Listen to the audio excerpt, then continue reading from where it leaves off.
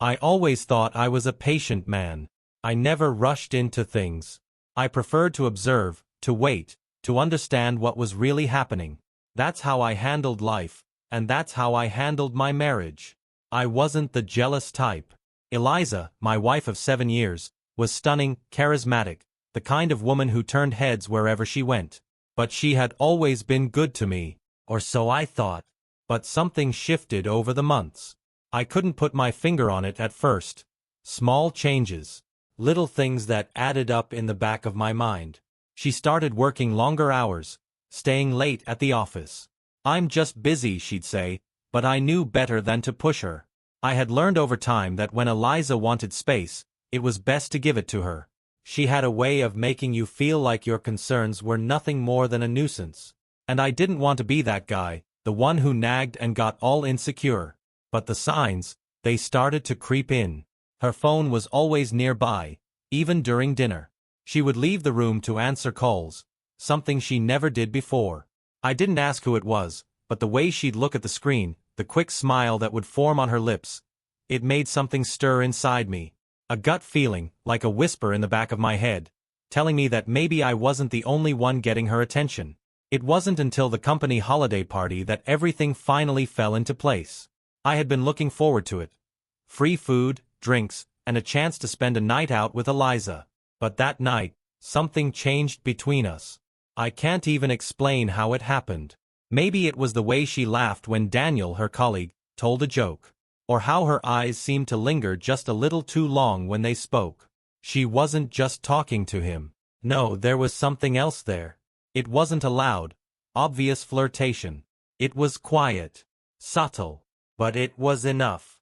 I saw the way Daniel looked at her, too. His smile, his easy confidence around her.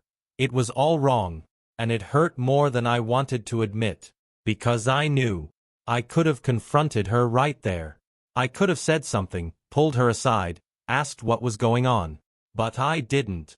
Maybe I wasn't ready. Maybe I was still in denial, hoping it wasn't what I thought. But deep down I knew. The way she laughed at his jokes, the way she touched his arm, the way she seemed to forget about me in that moment. It all added up. So I did nothing. For the first time, I let the silence speak for me. And the silence was loud. It was deafening. The next day, I woke up in a haze of confusion and anger. But instead of letting it consume me right then and there, I decided to do something else. Something bigger. Something that would get her attention. No, that would make her feel the weight of her betrayal. And I didn't care if it took time to set up. I wasn't going to let her get away with this. Not just for me, but for the kind of man I wanted to be. I was a man of patience. But patience had its limits. And I was about to push hers. So, I decided to use that. But not just for anyone. I would use it for Eliza. I was going to craft something that would turn her world upside down, make her face the consequences of her actions in front of everyone who mattered to her. I started designing the Rebirth, an event I would host. It would be a gala. Fancy, high profile, the kind of thing Eliza loved. She'd talk about it for months afterward, basking in the attention, the glamour of it all. But there was a twist. This gala wouldn't just be about her. No, it would be a stage, and she would be the star. I reached out to her colleagues, her friends, even people from her past. Some she hadn't seen in years. I made sure everyone would be intrigued. I wanted them all to show up, curious, eager to see what kind of spectacle I was going to put on. I didn't tell anyone the theme of the event, though. I kept that to myself. They would have no idea what they were walking into.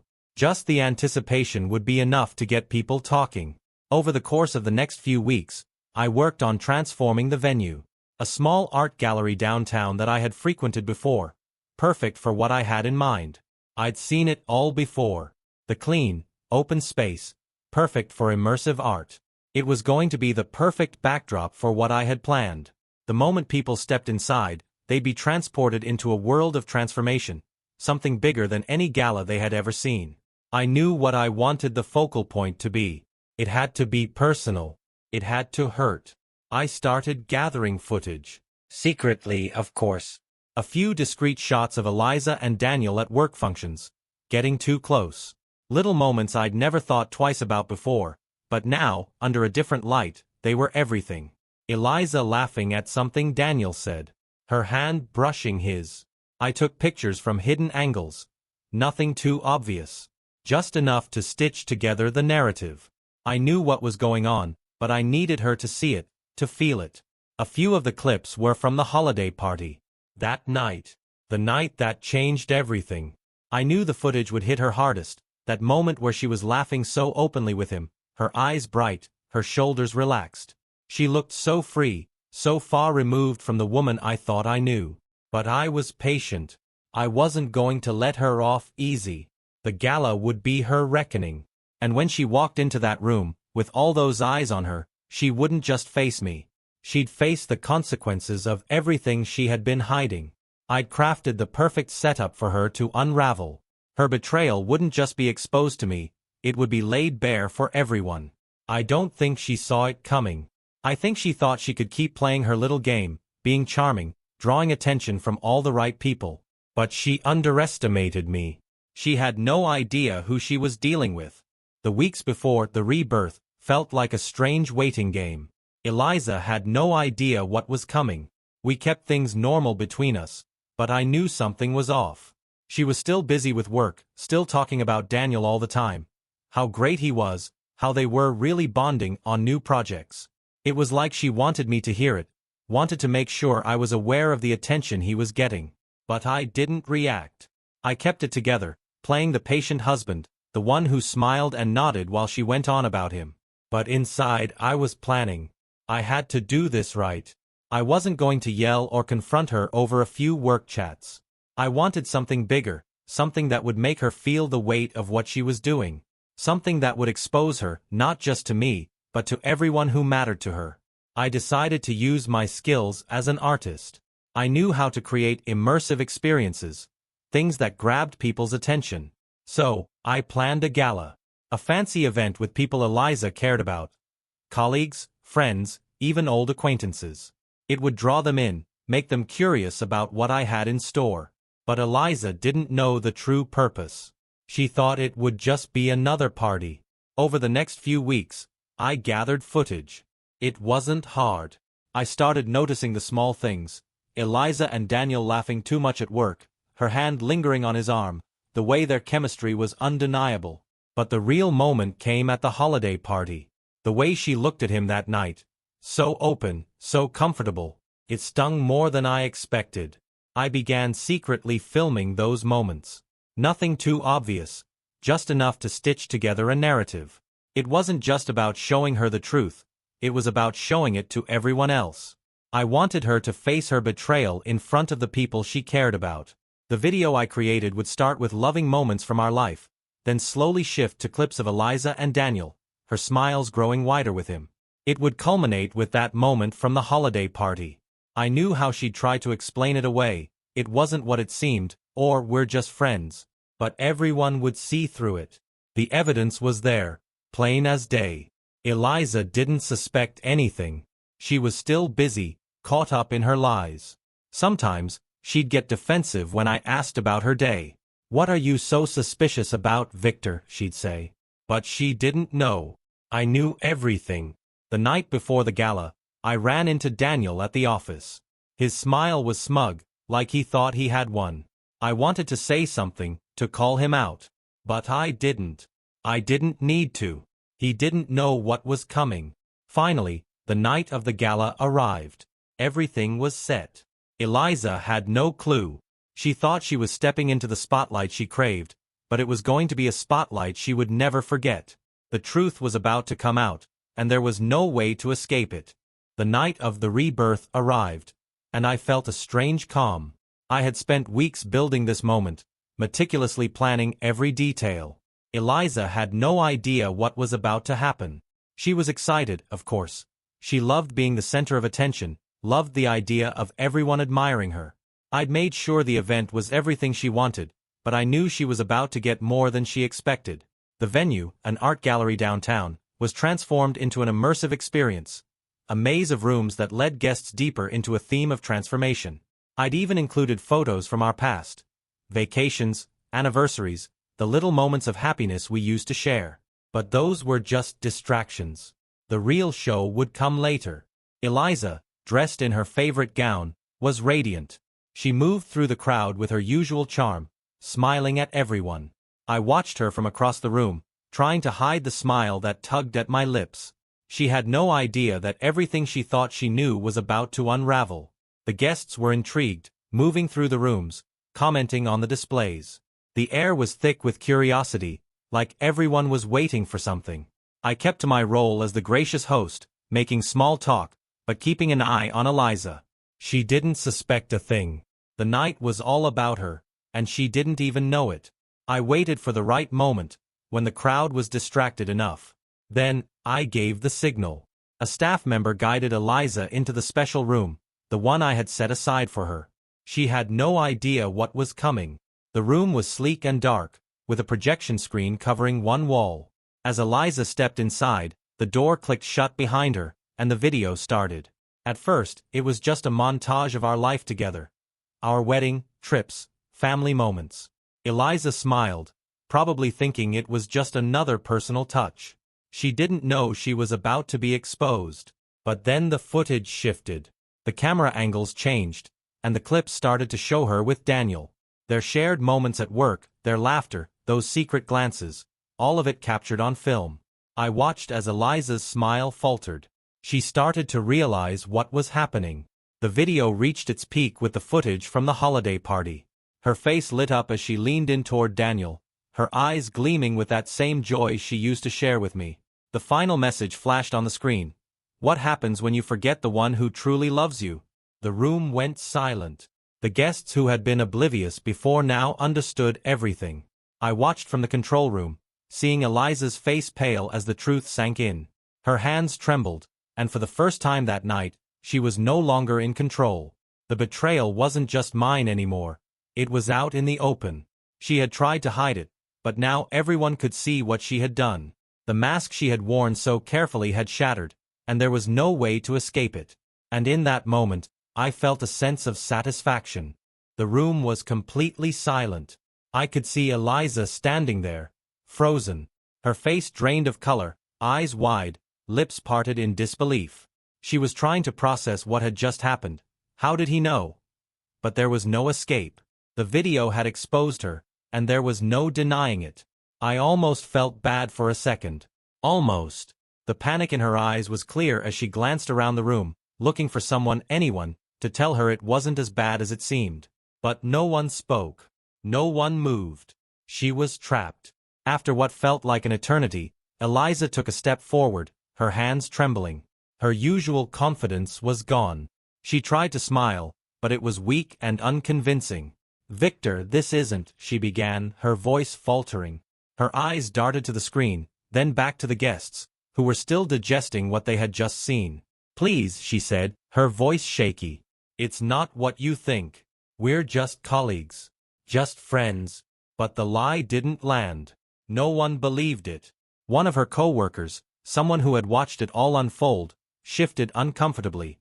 "Eliza, I think we should go," they said, and others quickly followed suit. The whispers began, quiet at first, but growing louder, sharper. Eliza stood there, a sudden weight of loneliness pressing down on her. Her usual poise was gone, replaced by vulnerability. She searched the room for me, and when our eyes met, I saw the anger in hers. But it wasn't the usual defensiveness, it was desperation.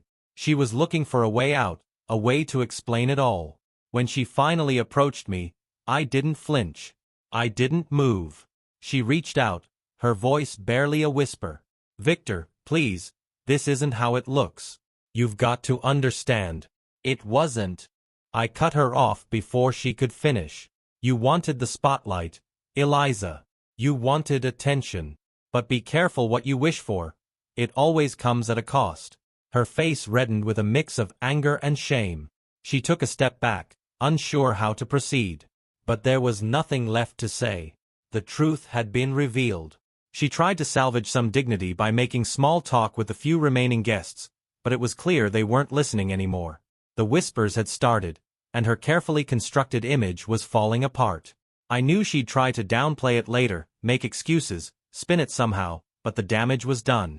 By the end of the night, the gallery had emptied out. The air felt heavy, like everything that had built up over the past few weeks was finally crashing down. I watched Eliza retreat into one of the back rooms, her shoulders slumped in defeat.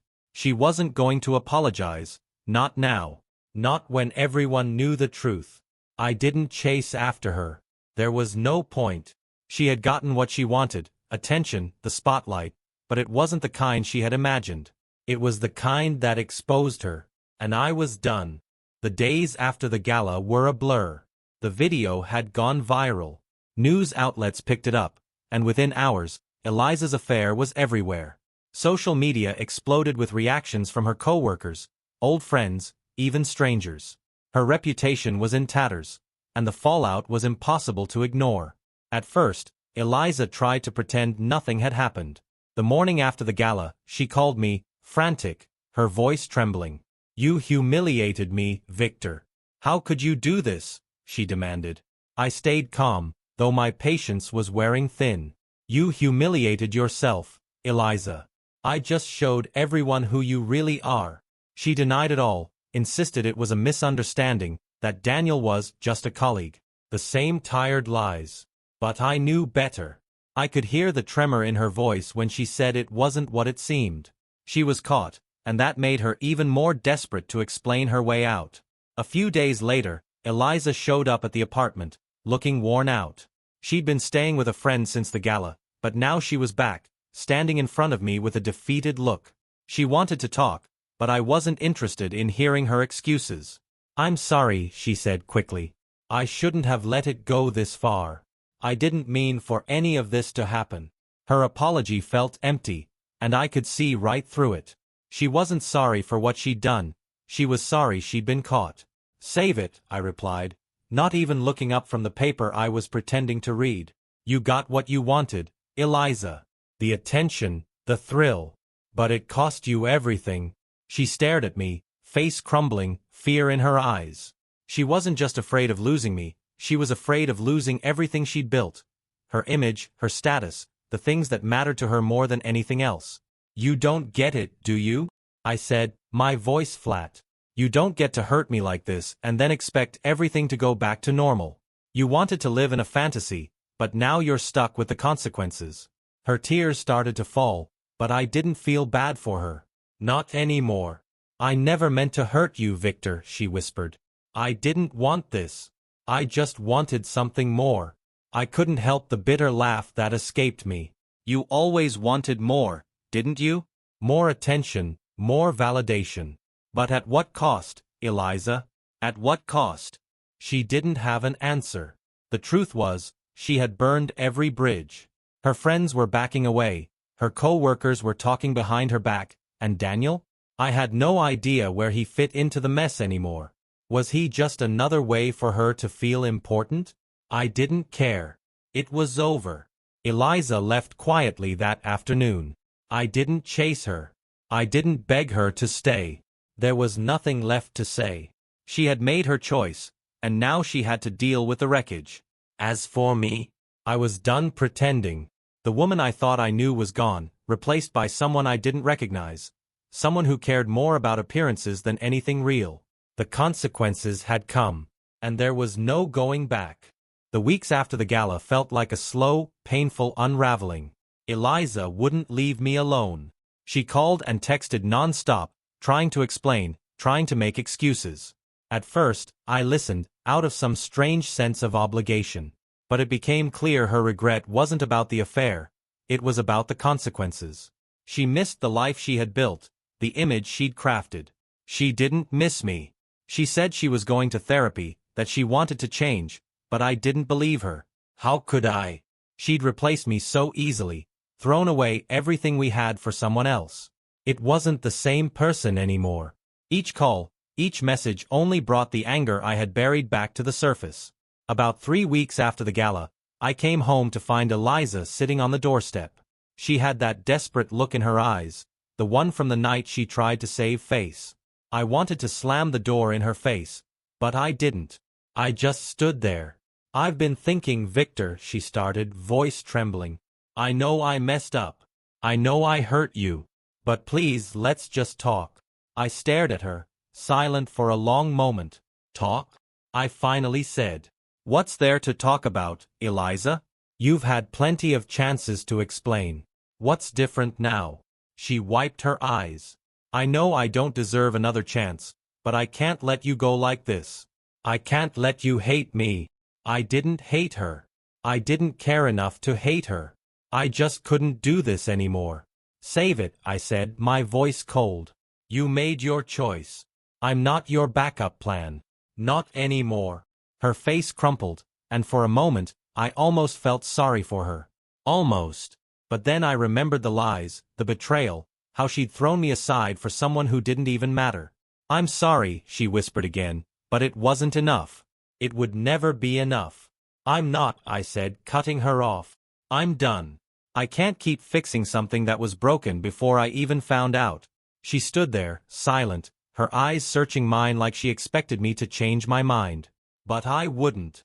Eliza, it's over, I said, the finality in my voice. I'm done trying to fix this.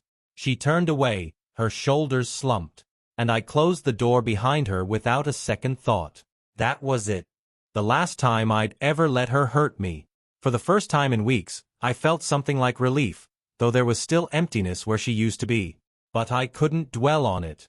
I had to keep moving forward, to rebuild without her. The chapter was closed. And this time, there would be no going back. The days after Eliza left were a strange mix of emptiness and freedom. I finally had the space to breathe. I threw myself into work, trying to push away the constant replay of everything. Her affair, the lies, the humiliation. It still hurt, but it didn't sting as much as it had. Slowly, I started picking up the pieces of my life, even if I didn't know exactly where to begin. The first step was clear. Stop looking back. I spent weekends in my studio, throwing myself into my art. It felt like I was reclaiming parts of myself I had lost. Every stroke of the brush, every new piece I worked on, was like healing in real time. It became my escape, but also my anchor. In those moments, I could forget about the mess Eliza had left behind. But even when I felt focused, the memories of her still crept in. There were nights I woke up, overwhelmed by the weight of it all. I felt lost, like I was starting over and didn't even know who I was anymore. The person I'd been before Eliza had disappeared. And now, I had to figure out who I was without her. Patience had always been one of my strengths, but it didn't make this easier. It just made me more aware of how much I'd put up with, how many times I'd let her lie and cheat without confronting it. Now, I had to rebuild, but it wasn't just about moving on from her. It was about getting back to myself. The hardest part was seeing her aftermath. The news of her affair was everywhere, and people who had once been friends began to distance themselves. Some said they didn't want to get involved. Others suggested I should have tried harder to work things out with her. So, I stopped answering calls, stopped replying to messages. I didn't need people who couldn't see the truth. A month after Eliza left, I ran into one of her old friends at the grocery store. She looked at me like she didn't know what to say, unsure whether to side with Eliza or not. I heard about you and Eliza, she said awkwardly. I didn't think she was capable of something like that. I just nodded, not wanting to get into it. People surprise you, I said, and it was the truth. But it wasn't just Eliza who had surprised me. It was everyone who had failed to see past her facade. The people who had been too quick to judge, too willing to take sides without knowing the full story. Over time, I began to trust myself again. I let go of the anger and bitterness, knowing they'd only drag me down. There were days when I allowed myself to feel the hurt, but I didn't let it define me. I couldn't. I focused on the things that mattered. My art, my work, my own growth. I started rebuilding my life, slowly but surely, piece by piece. Eliza was gone, and for the first time, I felt free. I could finally move forward, without the weight of her betrayal on my shoulders. It wasn't easy, but it was mine, and that was enough. Months passed, and with each one, I began to feel like myself again. The weight of Eliza's betrayal, though it still lingered in the back of my mind, no longer consumed me. I was starting to see life without her, and strangely, it felt like a fresh start. I'd been getting out more, meeting new people, reconnecting with old friends who had been lost in the chaos. I was even dating again. Tentatively, of course. I wasn't ready for anything serious, but it felt good to feel wanted again, to see that life could still hold new experiences, even after everything I'd been through. One night, I met someone. Her name was Rachel. She was different, unlike anyone I'd met before. We talked for hours, sharing stories and laughs, and for the first time in a long time, I felt a spark. It wasn't about replacing Eliza. It wasn't even about revenge. It was about discovering who I was without her. But as much as I was moving forward, something inside me kept pulling me back to the past. I would think about Eliza, about what she had done, and how she'd acted like she was the victim in everything. I hadn't heard from her in a while, but there were times when I felt like she was just waiting for me to reach out, to pick up where we left off. That all changed one evening when my phone buzzed. It was a text from her. I hadn't heard from her in over a month. "I miss you," it said. "I've been thinking a lot about everything. Can we talk?" For a moment, I just stared at the screen. My heart rate quickened. All the old emotions resurfaced: anger, confusion, a sense of betrayal that I thought had faded. Part of me wanted to respond, wanted to finally confront her and make her see the hurt she'd caused. But another part of me knew that nothing would change. Talking to her would only drag me back into the mess.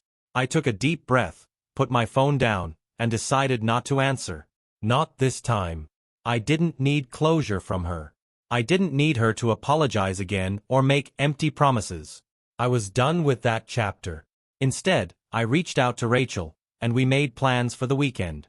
It wasn't about jumping into something new. It was just about moving forward. That night, as I lay in bed, I realized something. Eliza could never truly hurt me again. I had moved past her, past the lies, the pain. I wasn't the same person who had once begged her to love me. I had found my strength again. The phone buzzed once more before I turned out the lights. It was Eliza again. Another message. "I don't expect you to forgive me. I just need you to know that I regret everything. I always loved you, but I didn't feel anything anymore." There was no rage, no sadness, just a quiet realization that I was free. I turned off my phone and closed my eyes. Tomorrow was a new day, and this time, I was the one who was moving forward. It's strange how some people can linger in your life long after they've physically left. Eliza wasn't in my day-to-day anymore, but there were moments, quiet moments, when I felt the weight of what she'd done. But I was better now. My work was going well, I was dating casually, and I'd started to believe that life after her could be good. Then, one Saturday afternoon, it all changed. I was at a local cafe, lost in my sketches, when I saw her. Eliza.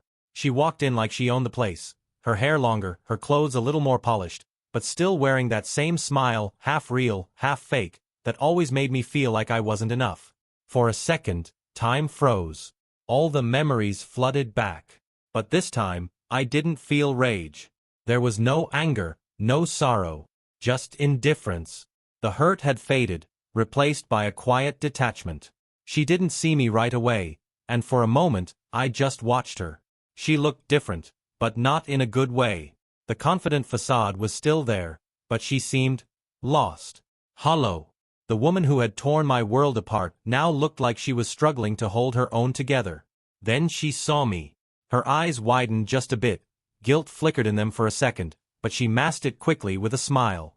"Victor," she said, walking over. "It's been a while." I didn't answer immediately, just kept my focus on my sketches. I didn't need to make her feel better. "Yeah, it has," I said, not bothering to look up. "What's up, Eliza?" She hesitated, then sat down without asking. "I've been thinking a lot. About everything. I wanted to apologize. I've hurt you. I've hurt myself. And I regret it. I don't expect you to forgive me, but I needed you to know that." I kept my eyes on my work. I had heard it all before. "I don't need your apology," I said flatly. "It's too late for that." Her face tightened. I didn't care. I wasn't the man who'd forgive her anymore. The man who'd believed her excuses. The man who'd kept hoping things would get better. That guy was gone. "Eliza," I continued, "you made your choice, and I made mine. I'm not going to keep chasing something that's already gone. Her expression shifted, just a flicker of the woman I once knew. But it was gone too quickly. The mask was back. I know, she whispered. I needed you to hear it from me. I didn't respond. There was nothing left to say. She stood up slowly, her eyes still on me, like she was waiting for me to stop her. I didn't. Goodbye, Victor, she said softly. Goodbye, Eliza, I replied, and this time, I meant it. As she walked away, I felt nothing. No anger, no pain. Just relief. She was no longer a part of my story. I sat there for a moment, watching her leave, and then I went back to my sketches. Life would go on. No more looking back. I had no room left for her. Only room for myself. Time passed, and I started settling into a new rhythm. It wasn't perfect. Life never is, but it was mine. For the first time in a long time, I felt like I was living life on my terms. Eliza was in the past, her shadow fading more each day. But even with that weight lifted, I found myself learning things I hadn't known I'd lost. I was rediscovering who I was outside of my marriage. I wasn't just a husband anymore. I was an individual again, someone with passions and interests that didn't revolve around someone else's needs. The realization was freeing, but it still stung sometimes. Rachel and I kept seeing each other, but I started pulling back. It wasn't that I didn't like her. She was amazing, smart, funny, genuine, but I wasn't sure if I was ready for something serious. The scars from my past were still healing, and I didn't want to rush into anything out of fear of being alone. The truth was, I'd never truly been alone before. Not in the way I was now. I'd always had Eliza, and even through the rough patches, I had someone. Now, there was just me. So, I decided to step back. I told Rachel I needed space, some time to figure things out. She was understanding but disappointed, and I hated that. But I couldn't drag her along when I wasn't sure I could give her what she deserved. It was strange, being alone. But there was also peace in it. I started spending more time with friends who had stuck around. People who had known me before the storm, who reminded me of the man I was before Eliza, before the lies, before the heartbreak. One afternoon, I met up with Derek, an old college buddy. We grabbed beers at a pub, and he asked how things were going. For a second, I didn't know how to answer. How had things been going? My life had been a mess, sure, but was I growing? Absolutely. Things are better, I said slowly. Still weird sometimes, but I'm figuring it out. Derek clinked his bottle against mine. Good. You deserve it. Life's too short to stay stuck in the past. I chuckled, feeling lighter. Derek always knew what to say. You know, I said after a pause, I spent so much time in my marriage trying to keep everything together. I never thought about what I wanted, what I needed. That's the trap, Derek replied. You give so much of yourself to someone else you forget who you are. But now you get to rebuild. Do what makes you happy. No one else's mess to clean up but your own. That night, as I walked home, I realized he was right. The rebuilding wasn't just about moving on from Eliza. It was about finding myself again. What did I really want? Who did I want to be? The answers were coming together, piece by piece. I didn't know what the future held, but for the first time in a long time, I wasn't afraid to face it. I was starting fresh, and it felt damn good. The weeks passed, and I kept moving forward. Life wasn't perfect, but it was mine. I wasn't consumed by Eliza anymore. She was part of the past, fading more each day. But sometimes she'd creep into my thoughts. What was she doing? Was she regretting it all, or had she moved on? Rachel and I kept seeing each other casually, but I started pulling back. I liked her, but I wasn't sure if I was ready for something serious. My heart still had scars. I didn't want to risk hurting her if I wasn't fully healed. I'd never been alone like this before. After all those years with Eliza, it felt strange. But there was a peace in it, a freedom I didn't know I needed. I spent more time with friends who had stuck around, the ones who remembered me before all the chaos. Then one evening, I met up with Derek, an old friend, at a bar. We caught up over a few beers, enjoying the usual banter. The conversation was easy, until the door opened, and there she was. Eliza. I saw her before she saw me. She walked in, scanning the room. When her eyes landed on me, I saw it, the guilt. For a second, she hesitated, unsure whether to approach. She walked over, and I stayed where I was. Victor, she said quietly. Eliza, I replied, not looking up. She sat down across from me. I've been carrying this guilt for so long, she began. I know it's too late, but I want to apologize. I'm sorry. I didn't respond right away. I didn't need her apology anymore. It's over, Eliza. I'm fine now. Her face tightened, like she expected me to react differently. I never meant to hurt you, she whispered. I know. But I'm good. I don't need anything from you, I said. She looked at me for a moment, searching my face for something. But I wasn't going to give her what she wanted. I didn't need closure or answers. Goodbye, Eliza, I said, my voice calm. She stood, staring at me for a second, then turned and left. I watched her go, and for the first time, I felt nothing. No anger, no pain. Just peace. My friends, who had been watching, didn't ask questions. They didn't need to. One clinked his glass with mine. You good? Yeah, I said, smiling. I'm good. Eliza was gone, and I was free, ready for whatever came next. The days started to blend into each other, and for the first time in a long time, I wasn't fighting against the current. I wasn't chasing anything, just living in the moments that came. I spent more time on things I had put aside during the mess with Eliza.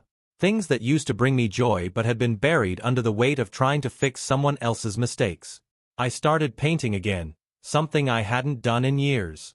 It was my way of letting go, of turning the anger and frustration into something creative.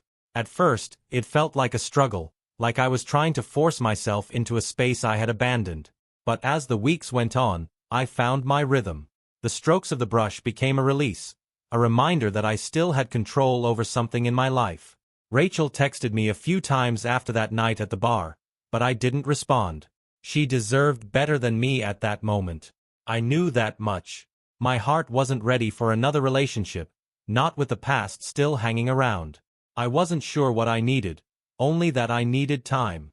One evening, a few months later, I was sitting at the kitchen table, a half-finished canvas in front of me, when my phone buzzed. I didn't recognize the number, but when I opened the message, I saw it was from Rachel. Hey, I know we haven't talked in a while, but I just wanted to check in. I hope you're doing okay. For a second, I stared at the message. I wanted to respond. I missed her in some ways. She was kind, thoughtful, everything Eliza hadn't been. But I knew I had to be honest with myself.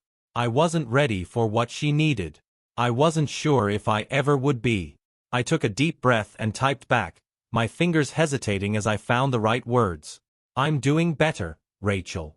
Thank you for checking in. I just need some time to figure things out.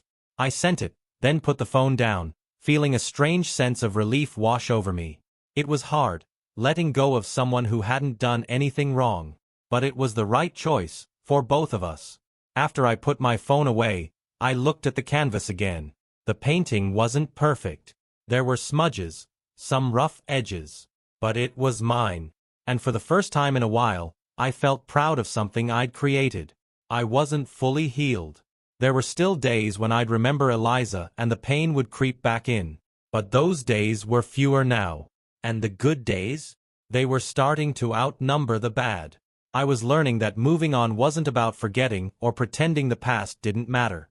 It was about accepting it, learning from it, and finding the strength to keep going. I didn't have all the answers yet. But for the first time in a long time, I was okay with that. Months had passed, and I had settled into a new routine. Life felt quieter, more peaceful. I spent my time painting, reconnecting with old hobbies, and hanging out with the few friends who had stuck around. I didn't need much. Just space to breathe, to rediscover myself. I'd stopped checking Eliza's social media, stopped wondering about her life. She had moved on, and I was finally at a place where I didn't care to know. Then one evening, as I was about to go to bed, my phone rang. I glanced at the screen. Eliza's name flashed across it. I froze. My heart thudded. I hadn't heard from her in months. I didn't expect to ever hear from her again. But something inside me made me answer. Hello, Victor. It's me. Eliza's voice was quiet, almost nervous. I know it's been a while. I didn't think you'd pick up. I hesitated, unsure of what she wanted. What do you want, Eliza? I don't know how to say this, she started. But I've been thinking a lot about everything. How I hurt you. I don't expect forgiveness, but I need to apologize. For everything. For the lies, for the betrayal. I should have been a better person. I stayed silent. Her words felt rehearsed, but I let her speak. Why now? I asked. After all this time? I know, she said, almost whispering.